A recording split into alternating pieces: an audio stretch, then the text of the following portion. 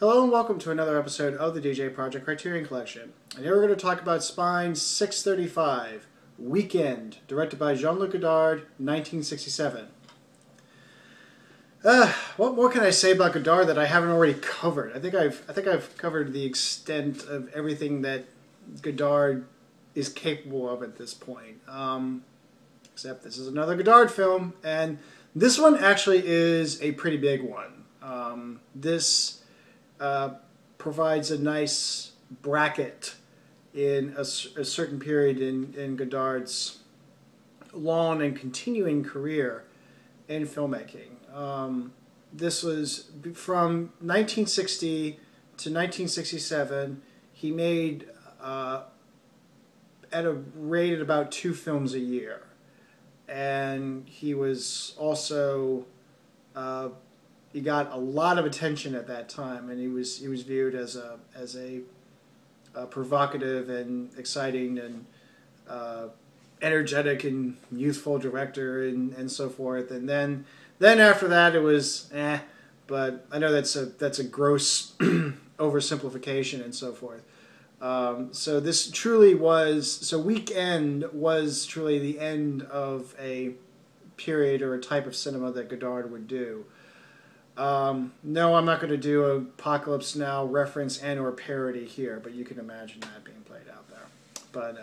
But this would be the last time that he would work with, say, with Raoul Coutard on the cinematography, Agnes Gilmore on the editing, and the fairly consistent crew that he had through the films of the 60s that he did, before he went off to do other things, including more overt political cinema, like the Djika Vertov. I probably pronounced his name wrong. Again, I apologize for any and all language mistakes made over the course of this, but but the Djika Vertov filmmaking group and Ça Va Bien, and continuing on through the 70s, and then in the 80s, starting from the 80s onward, going more into a kind of poetic and more reflective cinema, certainly compared to what he did in the 70s.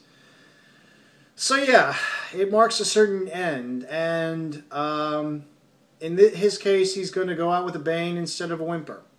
Or maybe it does end up being a whimper in the end, but certainly there's going to be a bang. Seeing the film, it definitely does feel like, I mean, compared to, like, say, Ça Va Bien, this one is through and through a middle finger. In a lot of respects, it feels like a middle finger. And I think a lot of it has to do with the time of it. I mean, this was way before anybody would anticipate May 1968 happening in France. But like with all historical events, it's not just the event itself, it's what led up to it. And you get the feeling that something is bubbling and boiling to the surface, and then suddenly it's just going to explode. And in a certain respect, you could say that Godard anticipated something like May 1968 happening, and he just happened to be one step ahead, or ahead of the curve, as it were. And so it makes it more, it makes it a prophetic message in the true sense of the word. Prophecy is not the same thing as soothsaying. Prophecy is not saying, okay, this event's going to happen at this time, so mark your calendars. It's not. That's not what's meant by prophecy. It's anticipating the future. It's saying, because of these conditions that are happening, this is what it's going to lead to, and that's what ultimately what Weekend is about. All the trademarks you expect from Godard, that I've mentioned about Godard, are still in full display. There's lots of Brechtian moments. There's lots of attention that's drawn to the artifice of it. There's lots of quotations, which is something that, can often frustrate, that can either excite people about Godard or frustrate them. But I reviewed the video essay that came with this by Kent Jones, and he brought up something that I really liked, which was usually with the Godard quotations. It's often viewed as, oh, you're just you're being a show off, you're being an elitist, you're throwing in all these things from either William Faulkner or Bertolt Brecht or some kind of advertisement just to show off how much you know. But what Ken Jones had said, that actually it demonstrates that Godard expects the best out of his audience. He's not a director. I mean, say what you will about it, whether you like him or you hate him. He's not a director. He was certainly in the '60s, and I think even still now. He's not somebody that appeals to the lowest common denominator, and it's very, very refreshing to see, because I think most of the time films made nowadays, it does appeal to the lowest common denominator. It's the assumption that viewers are morons. But whereas Godard takes the stance of that viewers are geniuses, and it shows that he doesn't have complete outright contempt for humanity, even if his politics says otherwise. And this is the other thing. At this point, it's very clear that Godard has political ideas and a political axe to grind.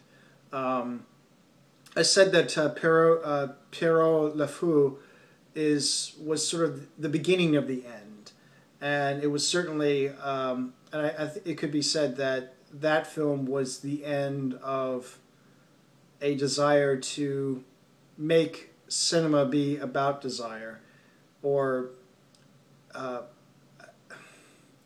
it's less about the From that point on, his films became less playful and more, much more formal, much more drawing attention to itself, and certainly all about whatever was important at that time, like Masculine and Feminine and Made in USA and Two or Three Things I Know About Her and La Chinoise, and then finally Weekend is sort of the a bigger explosion of all these things that came beforehand. The more political, the more sociologically oriented, the more heavy social critiques, and Weekend definitely has that. But I think this is, in a way, it is similar to Pierrot Le Fou, because in that it does employ much more cinematic conventions. I think the critique is there, but it doesn't lack its cinema-ness, to use a bad word. In other words, it's not merely some essay. Whereas Masculine and Feminine, and again, I'm only pointing that out because I know that film. I haven't seen Made in the USA or Two or Three Things I Know About Her, but those come through more as either an essay or just experimenting with some convention or expectation of cinema. But here I feel but here with Weekend, it uses more of the cinematic language than in the other films, and much like with Pierrot Le Fou. And the best example of this, and this is the scene that, if you know anything about Weekend, is that this is the most talked about part of it, is a traffic jam scene. It happens somewhat early in the film, but about 18 minutes into it, and it lasts for a little over 8 minutes. It's this continuing tracking shot. Actually, it's comprised of 4 shots, but nonetheless, it's this ongoing tracking shot of this long traffic jam, and it's absurdly funny. Actually, it's an example of this is a joke, or a joke description that's been around for a while. I forget exactly who said this, but it's the kind of joke where you first see it, you laugh for the first minute, and then after 2 or 3 minutes later, you're just kind of going, okay, should I still keep laughing? You're not really sure how to react to it. Should you get frustrated again? And then about 5 minutes later, you end up laughing at it again. So it's that kind of joke. But it's this traffic jam because it's not really a traffic jam. It's all confined to one side of the road, and in fact, what motivates the tracking is this car containing our central characters who are very bourgeois, and of course this is where most of the finger is directed towards, is a French bourgeois society and a French consumerist culture that was at the time, yada yada yada.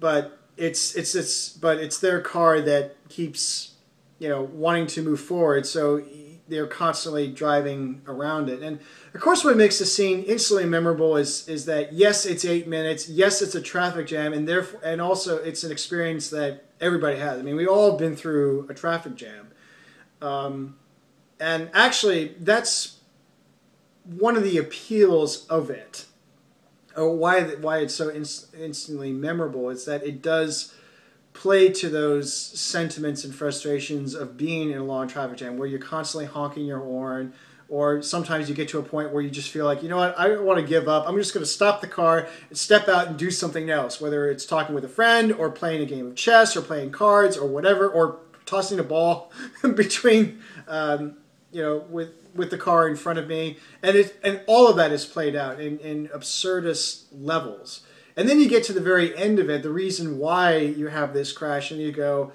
oh, I feel like an asshole, constantly honking my horn a lot and constantly passing people. But at the same time, I feel that it's precisely that kind of reason that would probably piss off Godard, because that's not the point he was trying to make. It's not so much empathy or it's saying that, hey, look at this really frustrating situation. It's more to make a prophetic point in that this is what you're doing. It's having this this heavy consumerist lifestyle that's going to lead to these kinds of situations, and it's like, really, do you really? I mean, you should be appalled by this. You should be outraged by this, not. I mean, yes, it's funny, but it's in a very dark, twisted way that it's funny. But ultimately, you should be outraged that this should be allowed, or this should be accepted. I think that he would be more enraged that it's kind of accepted for what it is, and that you still end up being in traffic jams. You still have that situation play out. So I think that's a fair assumption to make. I don't want to put words into his mouth, but I can kind of imagine that playing out and such. But yeah, like I said before, this is definitely a middle finger at certainly at France at the time, and it anticipates a whole collection, a whole sea of fingers that would be raised, and particularly on May 1968. As you can probably tell at this point, it's always a mixed bag when it comes to this kind of thing. I mean, I agree with some things, I disagree with others, and I think what's especially irritating is that it's a modern critique of a modern situation, and then the solution that's advocated, it's still rooted in the same problems. In other words, I don't think that the solution is necessarily going to solve the problem. I think you really need to think outside the box in this one, and I feel that it's more, I don't like this box, let's just change it to another box. And maybe Godard was aware of this as well, that there even though the call is for revolution, that maybe it could be, well, actually I get this more from Tout Va Bien, and this is why I think the two films kind of work. You could argue that Tout Va Bien is a kind of sequel to Weekend, and the reason why it works as a sequel is it's after that revolutionary anger, and it's certainly after May 1968, a kind of before and after affair. This is the rallying call for revolution, and Tout Va Bien says, okay, we tried it and it sort of worked, but mostly it's kind of a failure. it's perhaps admitting defeat and so forth. But so yeah, I wouldn't recommend this as the first Godard film to see. Again, I stand by Breathless and Vivre sa vie as a good introduction into Godard. But I would say that if you haven't been pissed off by, say, Masculine, Feminine, and if you haven't been pissed off by that film, then you wouldn't be entirely put off by Weekend. I will say that there is one thing. This is one of the few examples of a film that has outright something happens to an animal. You could call it animal abuse, but something graphic happens to an animal, and it is played for real, and it is played out for real. So that occurs. So, and there's a couple of other things. Again, this is why I call it a middle finger at at pretty much everything. It's the ultimate fuck you in cinema, and by a certain extension, it could be the first troll film. It's in a way, it actually, come to think of it, I almost get the feeling that Weekend kind of anticipated 4chan. Or the way that the internet plays out on certain things. And so I guess maybe that if you know you like that, then maybe that would be the best introduction to Godard, because hey, you get to see the godfather of troll films and troll memes. You mad, bro? That's really what I mean. I think I need to see it again with that mindset. Like, I'm just thinking, okay, I'm somebody who regularly frequents the B room in 4chan and just start trolling people and pushing buttons. And Godard was doing it way before anybody else. So I guess Godard really is a hipster director. I was pissing people off before it was popular, before it became this big meme thing. So, wow. It's also a dark comedy, so of course I would be laughing at this point. But so yeah, and that was Weekend. And until next time, take care.